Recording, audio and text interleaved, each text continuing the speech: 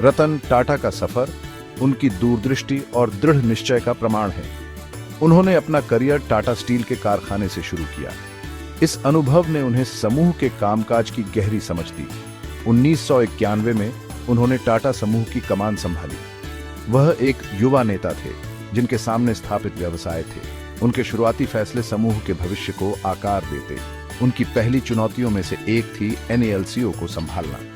Company एक कठिन बाजार में संघर्ष कर रही थी। रतन टाटा के नेतृत्व ने ध्यान केंद्रित किया और नवाचार लाया। उन्होंने NALCO को विकास की ओर अग्रसर किया, अपनी क्षमता का प्रदर्शन किया। इस शुरुआती सफलता ने उनके व्यावसायिक कौशल को प्रदर्शित किया। इसने टाटा समूह के लिए उनकी महत्वाकांक्षी दृष्टि का भी मंच तैयार किया। टाटा समूह उनके नेतृत्व में रणनीतिक अधिग्रहण के पथ पर चल पड़ा। ये अधिग्रहण केवल विस्तार के बारे में नहीं थे, ये उन प्रतिष्ठित ब्रांडों को हासिल करने के बारे में थे जो विश्व स्तर पर प्रसिद्ध थे। ऐसा ही एक अधिग्रहण था टेटली टी, एक ऐसा कदम जिसने टाटा की वैश्विक महत्वाकांक्षाओं को दिखाया। इस अधिग्रहण ने टाटा समूह को विश्व मंच पर ला खड़ा किया। इसने कंपनी के लिए एक नए युग की शुरुआत भी की। जगुआर लैंड रोवर का अधिग्रहण एक निर्णायक क्षण था। ये लग्जरी कार ब्रांड ब्रिटिश प्रतीक थे। इन्हें टाटा के तहत लाना एक साहसिक कदम था। इसने वैश्विक ऑटोमोटिव उद्योग में एक गंभीर खिलाड़ी के रूप में टाटा के आगमन का संकेत दिया। इस अधिग्रहण का उत्साह और संदेह दोनों के साथ स्वागत किया गया। हालांकि इन ब्रांडों की क्षमता में रतन टाटा का विश्वास कभी कम नहीं हुआ। वह समझते थे कि वैश्विक विस्तार के लिए केवल अधिग्रहण से कहीं अधिक की आवश्यकता है। इसके लिए नवाचार के प्रति प्रतिबद्धता की आवश्यकता थी। उनके नेतृत्व में टाटा समूह ने अनुसंधान और विकास में भारी निवेश किया। नवाचार पर यह ध्यान सभी टाटा कंपनियों में स्पष्ट था। ऑटोमोबाइल से लेकर सॉफ्टवेयर तक टाटा कंपनियों को सीमाओं को आगे बढ़ाने के लिए प्रोत्साहित किया गया। नवाचार के प्रति इस प्रतिबद्धता ने समूह की प्रतिस्पर्धी बढ़त को मजबूत किया। रतन टाटा ग्राहकों पर ध्यान केंद्रित करने के महत्व को भी समझते थे। उनका मानना था कि व्यवसायों को अपने ग्राहकों की जरूरतों को पूरा करना चाहिए। ये ग्राहक केंद्रित दृष्टिकोण समूह के उत्पादों और सेवाओं में स्पष्ट था। ग्राहकों पर ध्यान केंद्रित करने से ही टाटा ब्रांड के प्रति विश्वास और वफादारी पैदा हुई।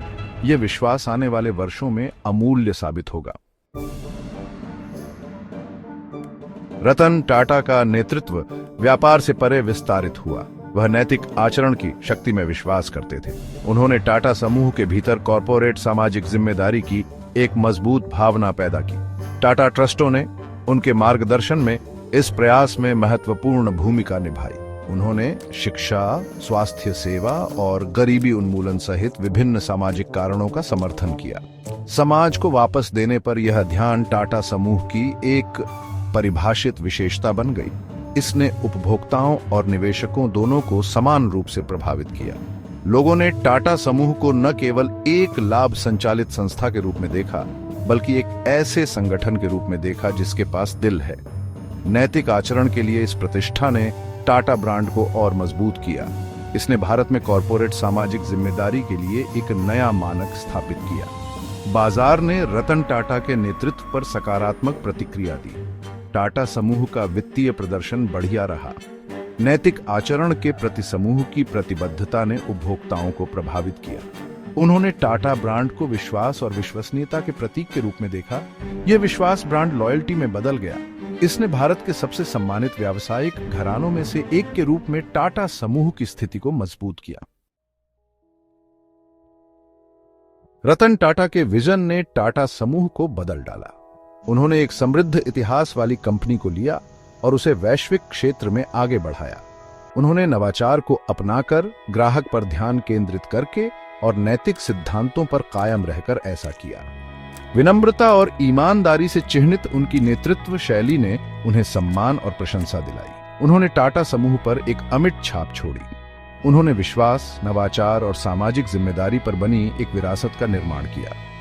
यह विरासत आज भी टाटा समूह का मार्गदर्शन करती है। रतन टाटा की कहानी एक प्रेरणा है। यह दर्शाता है कि व्यापार में सफलता केवल लाभ के बारे में नहीं है। यह विश्वास बनाने, बदलाव को अपनाने और दुनिया पर सकारात्मक प्रभाव डालने के बारे में है।